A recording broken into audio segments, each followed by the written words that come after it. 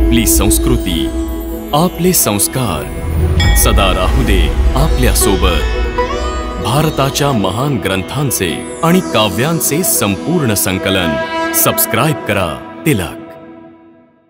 हे अर्जुना, तू आणि मी म्हणजे शरीर नाही, तर या शरीरात राहणारे आत्मे आहोत। हे शरीर तर केवळ आपले रथ आहेत, आपण त्याचे स्वामी आहोत। रथ मोडल्याने स्वामी नष्ट होत नाही, त्याच प्रकारे शरीराची सुख आणि दुःख आत्म्याला सुखी आणि दुःखी करत नाहीत। जर आपण आत्मा आहोत तर मग या सुखदुःखाचा अनुभव या आत्म्याला का होतो? या सुखदुःखाचा अनुभव आपल्या आत्म्याला होत नाही, केवळ शरीरालाच होतो। मग आत्म्याचं काय? आत्म्याला काहीच जाणवत नाही, कारण हे असणं आणि नसणं, सुख दुःख, थंडी उष्णता हे सर्व निसर्गाचे नियम आहेत। आत्मा तर अविनाशी परमात्म्याचा अंश आहे, म्हणून आत्मा निसर्गाच्या सीमांच्या बाहेर आहे। आत्मा अचिंत्य आहे, मानवी चिंतनाच्या आवाक्यामध्ये तो येत नाही। अर्जुना, आत्म्यावर निसर्ग आणि सृष्टीचे नियम लागू होत नाहीत, कारण तो सृष्टी आणि प्रकृती दोघांच्याही नियंत्रणाबाहेर आहे। जशी एक ठिणगी अग्नीचाच अंश असते, तसाच आत्मा परमात्म्याचाच अंश आहे, म्हणून तो नित्य, आजन्म, सनातन आणि सर्वव्यापी आहे, जो स्थिर आहे आणि अचल आहे। हे पार्था, आत्म्याला ना कुठलं शस्त्र भेदू शकतं, ना त्याला अग्नी जाळू शकतो, त्याला जल भिजवू शकत नाही, ना वायू सुखावू शकतो। हे अर्जुना, हे समजून घेतल्यानंतर ना तुला कोणाच्या मृत्यूचा शोक व्हायला हवा आणि ना कोणाच्या न मरण्याने आनंद व्हायला हवा।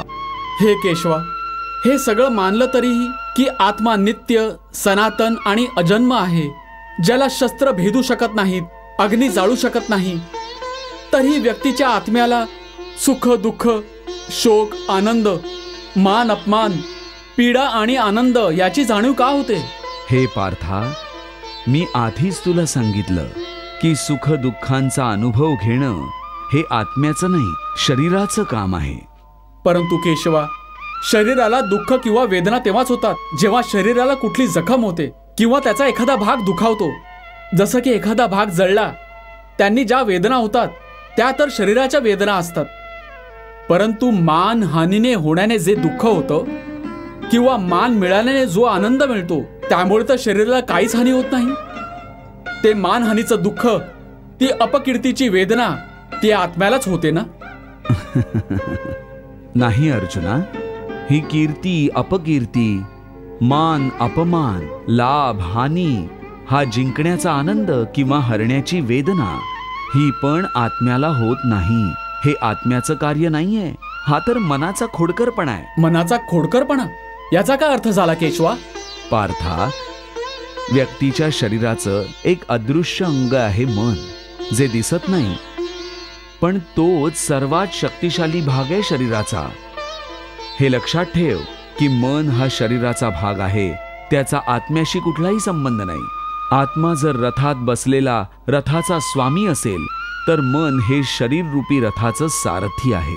हे मनच इंद्रिय रूपी अश्वांना इतस्ततः भरकटवतं। कधी यौवनाच्या नशेत हेच चंचल मन मनुष्याला या भ्रमात नेतं की तो सर्व शक्तिमान आहे, तो हवं ते करू शकतो, तो इथला राजा आहे, ज्याच्या पुढे झुकण्यासाठी सगळेच विवश आहेत आणि ज्याला सगळेच वंदन करतात।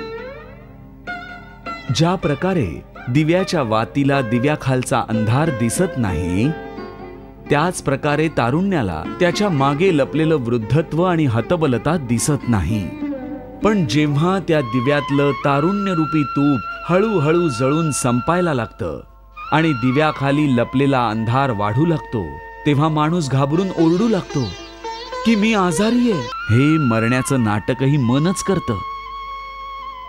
हे अर्जुना, मनुष्याला अहमच्या बाधेची मदिरा पाजून बेशुद्ध करणारा पाखंडी केवळ मनच आहे। वाह प्रभू वाह,